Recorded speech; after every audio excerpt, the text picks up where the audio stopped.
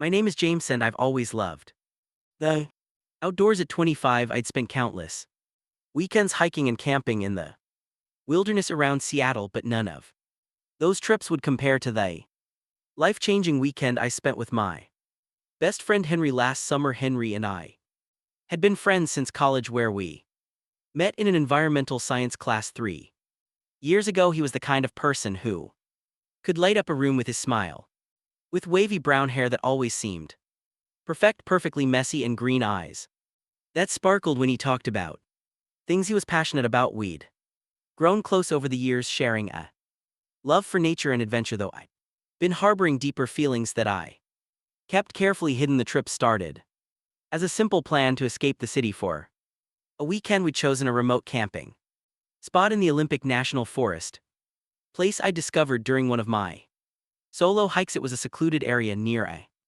small lake far enough from the main trails to offer real solitude. "This is going to be epic," Henry said as we loaded my Subaru on Friday afternoon. "I need this break so badly. Work has been killing me lately." I watched him toss his backpack into the trunk, noticing how his t-shirt lifted slightly as he reached up, revealing a glimpse of skin. I quickly looked away, focusing on securing our camping gear. The drive took about 3 hours, with Henry playing DJ and singing along to his eclectic playlist. As we got further from the city, the forest grew denser and the late afternoon sun filtered through the trees in golden streaks. "Remember that camping trip in sophomore year?" Henry asked, grinning. "When you tried to convince everyone you knew how to start a fire without matches?" I groaned at the memory.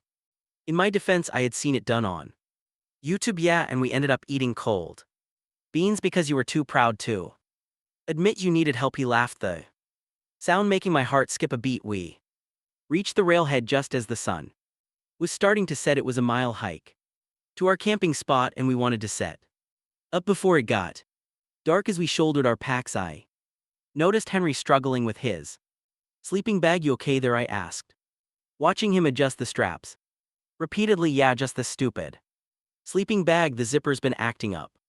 He tugged at it frustratedly. "I meant to get it fixed before the trip, but work got crazy and I forgot." I didn't think much of it at the time, focused instead on leading us down the trail. Before we lost the light, the path was narrow, forcing us to walk single file. I could hear Henry behind me, his breathing slightly labored as we climbed uphill. The spot was exactly as I remembered it, a small clearing near the lake surrounded by towering pines.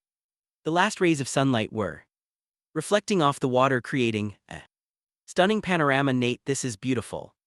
Henry breath, dropping his pack and walking to the edge of the clearing. "How did you find this place?" "Got lost on a hike once," I admitted, joining him. "Best wrong turn I ever took." We set up camp efficiently, working together with the familiarity of old friends. I got the tent up while Henry gathered firewood, and soon we had a cheerful blaze going. The temperature was dropping rapidly, typical for early summer in the Pacific Northwest. It wasn't until we were sitting around the fire eating the camping stir-fry I'd prepared that Alex brought up the sleeping bag again. "So, I have a bit of a problem," he said, poking at his food. "The zipper on my sleeping bag is completely shot. I tried fixing it earlier, but it's beyond repair." I looked up, my fork halfway to my mouth. "How bad is it?" He got up and went to his bag, returning with what was essentially a large blanket. The zipper had completely separated, rendering it useless as a sleeping bag. "The forecast said it's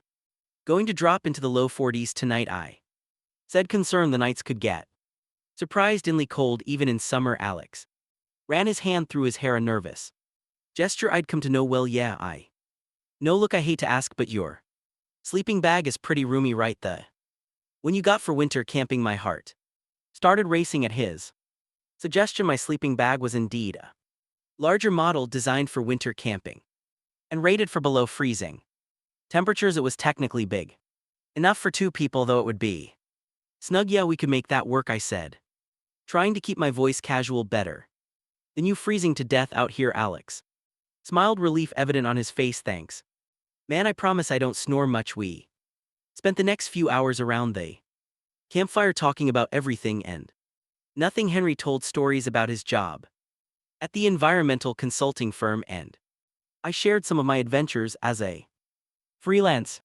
photographer. As the night grew darker and colder, I became increasingly aware of our impending sleeping arrangements. Around midnight, the fire had burned down to embers and the cold was becoming impossible to ignore. Henry shivered, pulling his jacket tighter around himself. Should we call it a night, he suggested, his breath visible in the cool air. I nodded, perhaps a bit too quickly. Yeah, good idea. Let me just make sure everything's secure, while Henry used the portable camp light to find his way to the designated bathroom spot we'd chosen. Earlier, I did a final check of our campsite. My hands were shaking slightly as I stored our food in the bear-proof container, and I wasn't sure if it was from the cold or nervousness inside the tent. I laid out my sleeping bag while Henry changed into his sleep clothes, t-shirt and flannel pajama pants. I tried not to watch as he pulled his shirt over his head, but caught a glimpse of his tone back in the dim light of our lantern. So, how do you want to do this? Henry asked, standing awkwardly by the tent entrance. You can get in first, I suggested. That way you'll be against the tent wall and won't have to climb over me if you need to get up. He nodded and carefully slipped into the sleeping bag. I turned off the lantern, plunging us into darkness broken only by the moonlight filtering through the tent fabric. Taking a deep breath, I joined him in the sleeping bag. The fit was tight as expected. We lay there stiffly for a few moments, both trying to maintain some semblance of personal space in a situation where that was virtually impossible. I could feel the warmth of his body against mine, smell the wood smoke in his hair from the campfire. This is kind of awkward, isn't it? Henry whispered, letting out a nervous laugh. A bit, I admitted, but at least you won't freeze. True, mind if I? Shifted, turning onto his side, facing away from me. There, that's better. The new position actually made things worse or better, depending on how you looked at it. Now my chest was pressed against his back, and I had to decide what to do with my arm. After a moment's hesitation, I draped it over his waist, telling myself it was the most practical solution in the confined space. Is this okay? I asked softly. Yeah, he replied, his voice slightly husky. It's comfortable. The tension in his body gradually relaxed, and I felt mine doing the same. The warmth between us was comforting in the cold night air, and despite my racing thoughts, I found myself growing drowsy. Just as I was about to drift off, Alex spoke again, so quiet I almost missed it. Nate H, have you ever? He paused, taking a shaky breath. Have you ever wanted something but were afraid to admit it? Even to yourself? My heart started pounding so hard I was sure he could feel it against his back. Yeah, I whispered. I have. He was silent for a long moment, and I held my breath, wondering if I'd said too much or not enough. Then slowly he moved his hand to cover mine where it rested on his waist.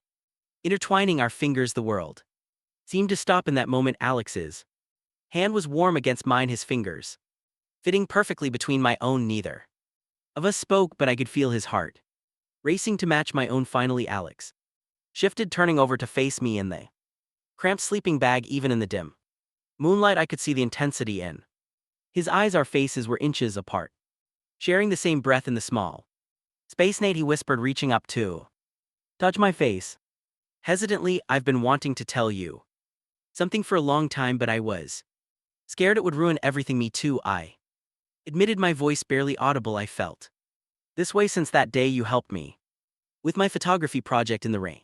Remember? He smiled, his thumb brushing along my jawline when we got completely soaked, trying to get the perfect shot of that waterfall. Yeah, I remember. That's when I first realized I was falling for you. The confession hung in the air between us for a moment before I closed the small distance and pressed my lips to his. The kiss was soft and tentative at first, both of us still afraid of crossing a line we couldn't uncross. But then Alex's hand moved to the back of my neck, pulling me closer, and any hesitation disappeared. The sleeping bag rustled as we shifted closer, our bodies pressing together in the confined space. Alex's lips were warm and eager against mine, and I could taste the hint of marshmallows from our earlier s'mores. My hand found its way under his t-shirt, exploring the warm skin of his back, feeling the subtle movement of his Muscles when we finally broke apart both.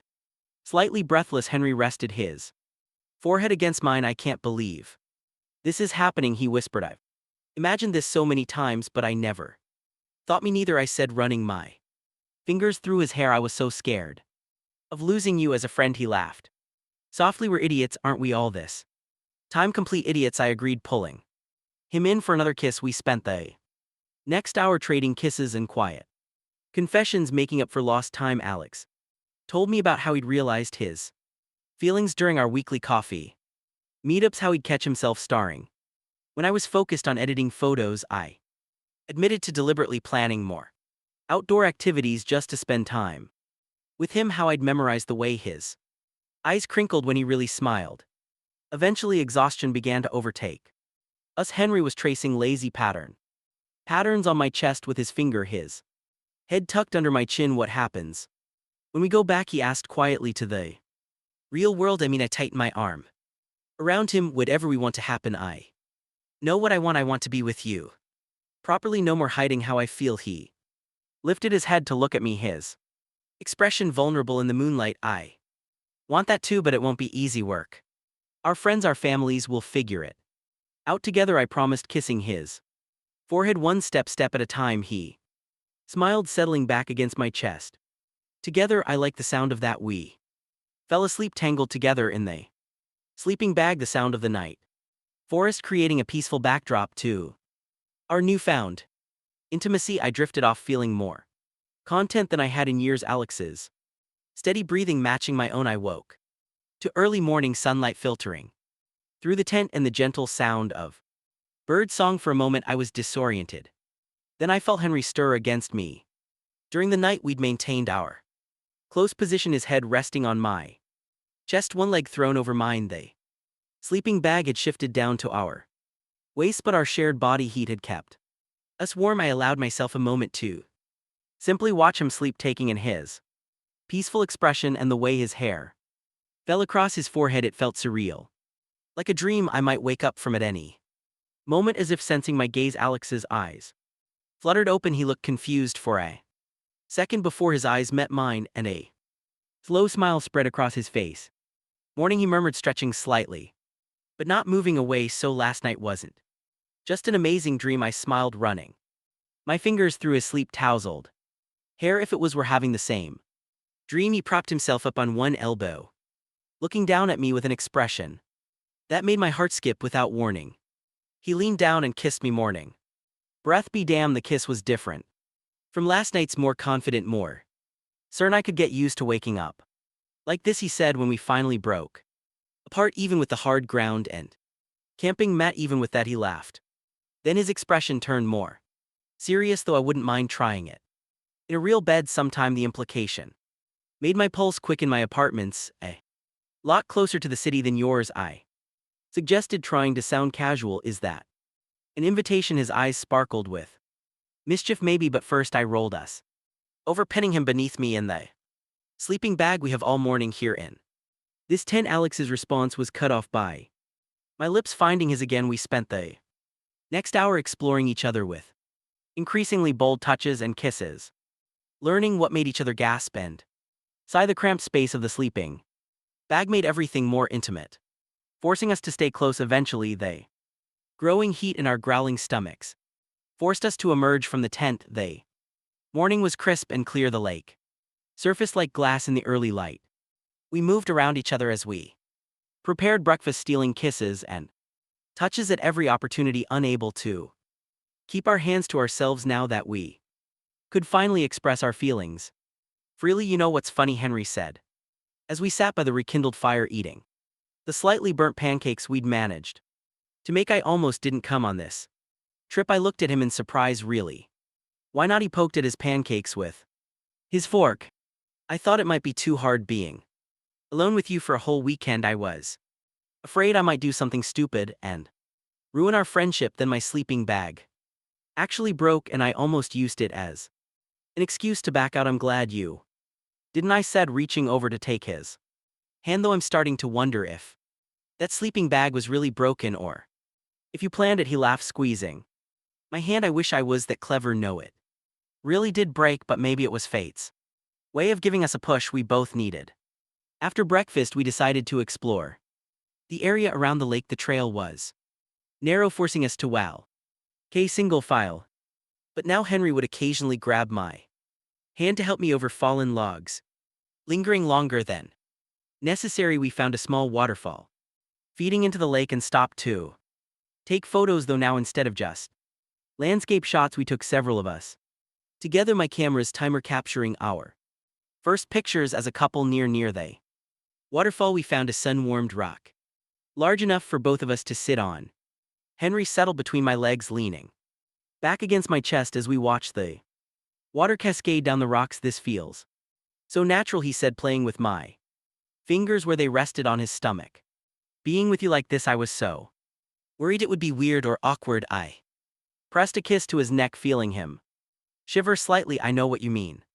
It's like everything's different, but also exactly the same. Different, but the same, Henry repeated thoughtfully, like how I still want to tell you about every stupid thing that happens at work, but now I also want to kiss you while I'm telling the stories. The afternoon passed in a peaceful blend of hiking, swimming in the surprisingly warm lake, and long conversations about our future. We talked about practical things, how we'd handle telling our friends, whether we should keep our relationship quiet at work initially, and more personal hopes and fears my parents might take some time to adjust, Henry admitted as we lay on a blanket by the lake, his head resting on my chest. They're not unfriendly about LGBTQ plus stuff, but they've always had this image of me settling down with a nice girl having kids. I ran my fingers through his hair soothingly. We can take it slow with them. There's no rush to tell anyone until we're ready. He lifted his head to look at me. What about your family? My sister already knows I'm gay, I said. She probably suspects how I feel about you. She's been teasing me about my obvious crush for months. Henry grinned. Really? What did she say? That I light up like a Christmas tree whenever your name comes up in conversation. I felt my cheeks heat up at the admission. That's adorable, he said, leaning up to kiss me. What started as a playful peck quickly deepened into something more heated. Before I knew it, Henry had shifted to straddle my hips, his hands sliding under my t-shirt. Henry, I gasped as his lips found my neck. We're kind of in the open here, he laughed. Against my skin, we're miles from anyone else, he murmured, but he pulled back slightly, his eyes dark with desire. Though maybe we should save this for tonight, the promise in his voice sent shiver down my spine. Tonight, I agreed, pulling him down for one more kiss before we reluctantly separated. As the day progressed, we found ourselves growing more comfortable with casual displays of affection. When we cooked dinner together, Alex would wrap his arms around my waist from behind, resting his chin on my shoulder to supervise my cooking while gathering firewood. I'd catch him watching me with a soft smile that made my heart flutter. That evening, we sat by the fire talking about our favorite memories together, now seeing them through the lens of our mutual attraction. The night grew colder, but we were prepared this time, wrapped in a blanket together beside the flame. Remember that time we got caught in that thunderstorm during the hiking trip last fall? Henry asked, tracing patterns on my palm with his finger when we had to take shelter in that old ranger station. How could I forget? I smiled at the memory. We were soaked to the bone. I wanted to kiss you so badly that day, he confessed. You look so good with your hair all wet and messy, and we were standing so close. Why didn't you? He shrugged. Same reason you didn't, I guess. Too scared to risk what we had. I turned to face him, cupping his face in my hands. Well, we're not scared anymore, are we? His answer was to close the distance between us, his lips meeting mine in a kiss that held all the passion we'd been holding back for so long. The blanket fell forgotten as we lost ourselves in each other. Crackling fire in the star-filled sky, our only witnesses. Later that night, in the privacy of our tent, we made love for the first time. It was tender and passionate, filled with whispered confessions and gentle touches, our bodies moving together as if we'd done this 1,000 times before. The sleeping bag that had brought us together became our sanctuary, containing our soft moans and declarations of love. We woke on Sunday morning to the patter of light rain on the tent canvas. Alex was curled against me, his arm draped Possessively across my chest our legs. Tangled together the events of the previous night played through my mind.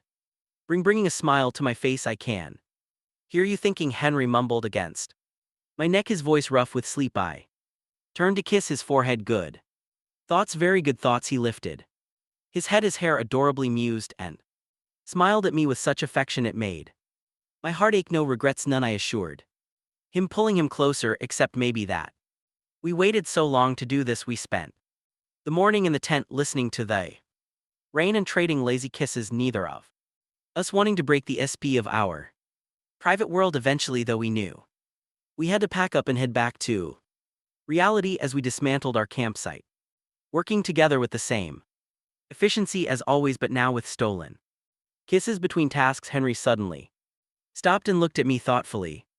What is it? I asked, pausing in my attempt to fold the tent. I was just thinking, this place will always be special now.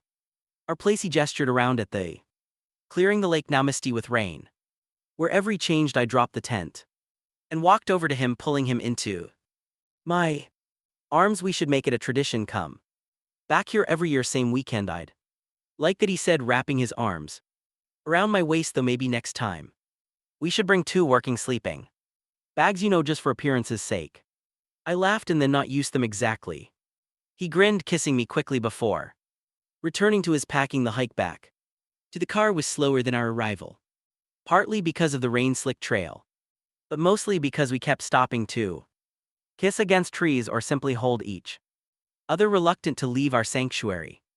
As we loaded our gear into the car, Alex suddenly grabbed my hand. Wait, he said, pulling me back toward him. Before we go back, he pressed me against the car and kissed me deeply, his hands cradling my face. I melted into the kiss, my fingers gripping his wet jacket, drawing him closer. When we finally broke apart, both slightly breathless, he rested his forehead against mine. I love you, Nate. I think I have for a long time. I just didn't let myself admit it. My heart soared at his words. I love you too, I whispered back, meaning it with every fiber of my being. The drive back to Seattle was different from our journey out. Henry still played DJ, but now he held my hand over the center console, only letting go when I needed both hands for driving. We talked about everything and nothing, our plans for the week ahead, how we'd tell our friends what movie we'd watch on our first official date. As we approached the city, the familiar skyline coming into view, Henry squeezed my hand. What's funny, he said, I was so worried about going back to the real world, but now I'm kind of excited. Yeah, I glanced at him, seeing my own happiness reflected in his face. Yeah, because now I get to do all the normal things we always do: coffee runs, movie nights, hiking trips, but I also get to kiss you and hold you and fall asleep next to you. He brought our joined hands to his lips, kissing my knuckles. It's like getting to fall in love with my best friend all over again. I smiled, feeling warmth spread through my chest. It's perfect, I agreed. You're perfect. As we drove through the city streets, heading toward Alex's apartment, I couldn't help but marvel at how much had changed in just 2 days. A broken sleeping bag had led to the most important revelation of my life, transforming a friendship ship into something even more beautiful. When I pulled up outside his building, neither of us moved to get out. Immediately, the rain had followed us back to the city, creating a cozy bubble around us. In the car, stay tonight, Alex asked softly. I'm not ready to let you go yet. I leaned over and kissed him gently. I'm not ready to let you go either, not tonight, not ever. As we carried his camping gear up to his apartment, stealing kisses in the elevator and laughing like teenagers, I knew with absolute certainty that this was just the beginning of our story. That broken sleeping bag hadn't just given us one magical weekend, it had given us a future together filled with promise and possibility. And somewhere in the Olympic National Forest, our little clearing by the lake waited for our return, ready to witness more chapters in our love story in the years to come.